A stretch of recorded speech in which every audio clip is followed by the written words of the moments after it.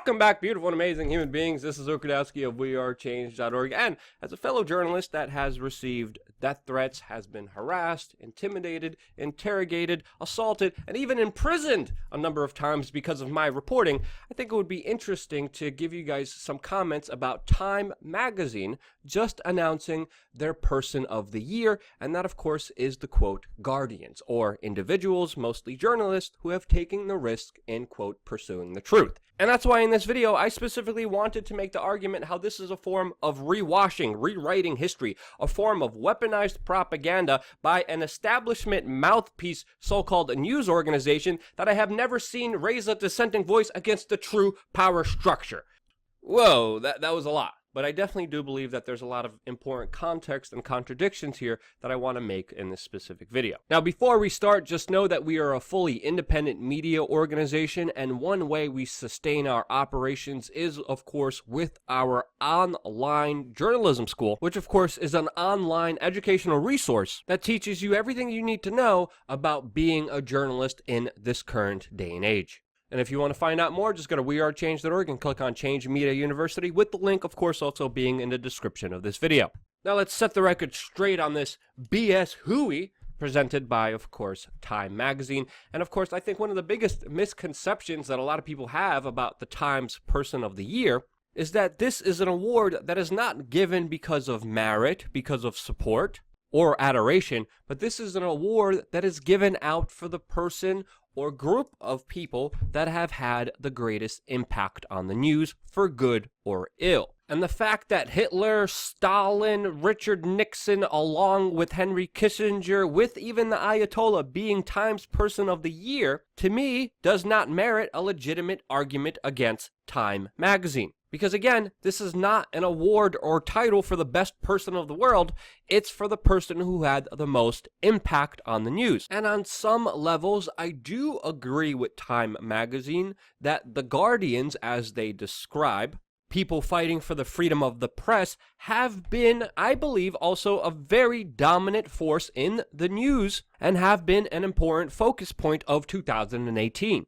But the context of this and how it's presented is filled with disinformation and propaganda that I wanted to go through. And the first case that Time magazine, of course, goes with is, of course, with the case surrounding Jamal Khashoggi, who I would argue was a member of the establishment called for U.S. interventionism and war, that many times made arguments against human rights, and of course was a very well-connected asset to many world leaders, including members of the Turkish regime, who, according to many international organizations, claim created the worst, most dangerous place for journalists. And according to a lot of expert analysis, many people claim that Khashoggi was connected to an intelligence agency, which explains why his case made it to the mainstream, since he was a member of the establishment, cheering on the establishment, pushing for the establishment, calling for interventionism, calling for wars. And of course, with him being taken out by Saudi Arabia, this of course created a very awkward geopolitical situation that of course no one wanted repeated, and was one of the reasons why we got a glimpse at the utter absence of any morality between the Saudi-US alliance. Now, the other people mentioned was of course a Filipino woman who has been charged with tax fraud after criticizing the Filipino government and their war on drugs, which has been fought with extrajudicial assassinations. Time magazine also mentioned the staff of the Capitol, a news organization that was a victim of a mass shooting here in the United States, and then also went on to mention 2 Reuters journalists who were sentenced to 7 years for allegedly defying the ethnic divisions in Myanmar for documenting the deaths of 10 minority Muslims in that country. Now, I definitely do not want to take away anything from the individuals and people that were actually persecuted and have faced very serious circumstances because of their reporting. But what you're seeing here is a very selected group of people that fit a certain agenda that Time magazine is pushing. And after mentioning these individuals and some very noteworthy and actual important cases that do deserve our attention, Time magazine goes off the rails and then starts berating and attacking U.S. President Donald Trump for, quote, setting a troubling tone and unofficially pretty much declaring him the main villain in here. And my response to this is, are you kidding me? I mean, seriously, like, what the does Donald Trump have to do with people in the Philippines or Myanmar? Khashoggi, sure, that's a whole nother case in itself. And I am no fan of Donald Trump, but this is absolute nonsense. If you look at Donald Trump, sure, he's very bombastic. He has verbally attacked a lot of the members of the press. There has been a contentious relationship between the president and the media. There's no denying that. But actually, his predecessor, Barack Obama, actually persecuted more journalists and whistleblowers under the Espionage Act more than all the other previous administrations combined. And Donald Trump surely has been a victim of many whistleblowers and still has not taken the very aggressive action that Barack Obama has, which Time magazine just conveniently forgets to mention. Then Time magazine goes on to bitch and moan and complain about Jim Acosta getting his press credentials taken away, and how Sean Hannity joined the president on stage during a campaign rally. Then they go on about Russia, and just more hyperbolic, non-factual moaning and complaining about Putin and their alleged interference, which they call as truth, and assert that it's true in this entire piece.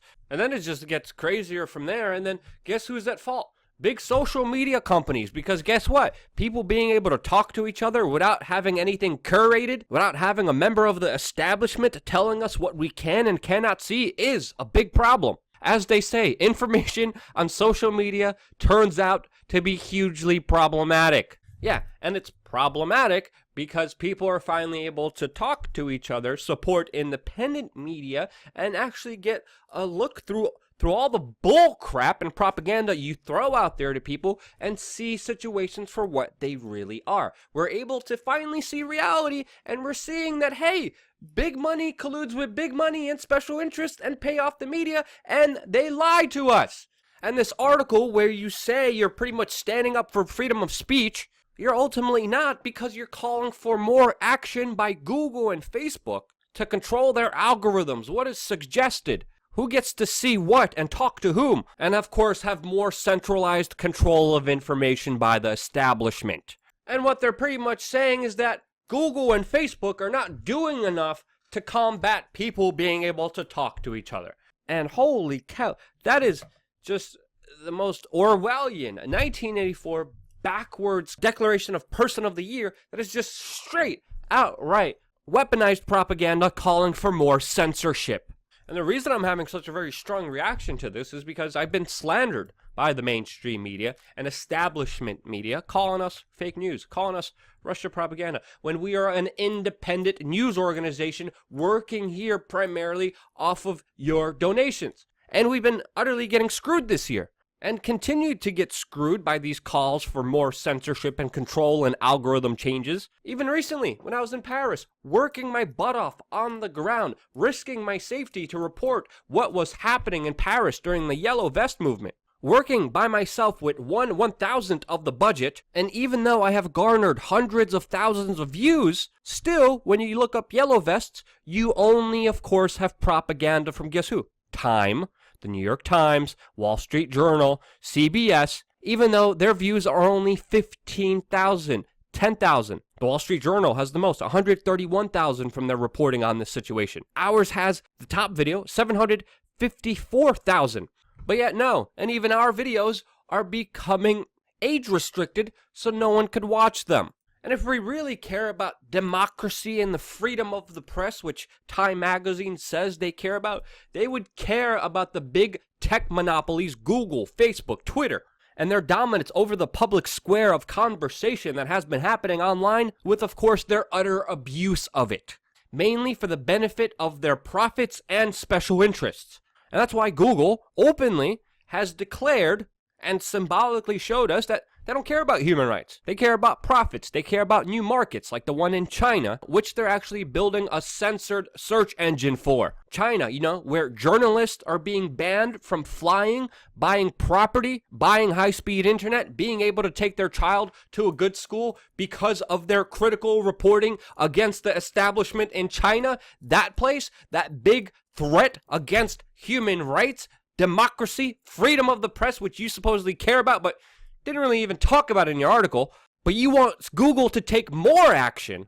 curating and deciding what people can and cannot see. as already countless numbers of individuals were taken down without merit, without cause, on a number of online utilities, with of course no recourse to totally being depersoned, deplatformed, erased from the public discourse. And it's not just right-wingers, but also mainly anti-establishment figures like the Free Thought Project and anti-media.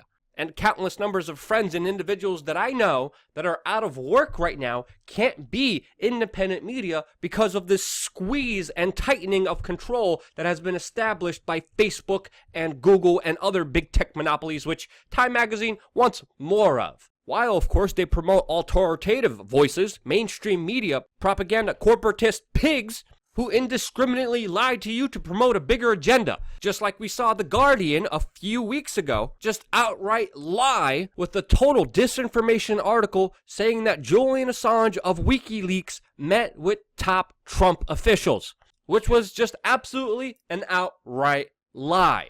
And really, if you want to talk about individuals who are taking great risks in pursuing the truth, you would be talking about Julian Assange, but you're not, and they didn't. Because guess what? He's not connected to the establishment. He doesn't shill for the establishment. He shows people what they need to see without any filters, without any curators, without any bipartisan, power-hungry, control freak ninnies deciding what you can and cannot see, only becoming a publisher, getting documents, and releasing them so you could decide yourself what the truth is. And for him not to be mentioned in this entire propaganda, disinformation hogwash just shows you how full of horse manure this Times Person of the Year actually is.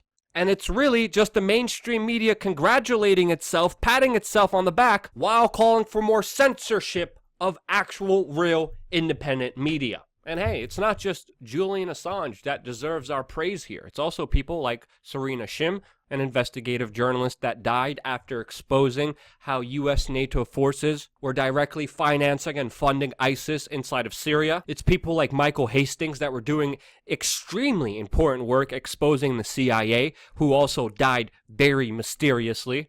And all the other journalists that were targeted, deranked, hurt by the algorithm, demonetized, or just totally deleted from existence because of expressing a political opinion that someone in Silicon Valley didn't agree with.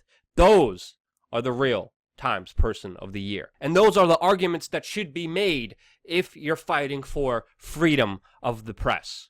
And again, just to clarify, my problem, of course, is not the journalists that were mentioned here, and some of the legitimate causes that they are personally going through, which do deserve our attention. It is mainly the propaganda and disinformation of this piece that I am personally criticizing, and not the journalists that have been persecuted or are currently in jail. And of course, there should be a bigger discussion and investigation into Putin's attack on journalists, and of course, Trump's bombastic rhetoric against the press. But to me, the issues that ultimately matters are the ones that I addressed. If you agree, share this video with your friends and family members to get the true information out there. If you disagree, let me know why in the comment section below.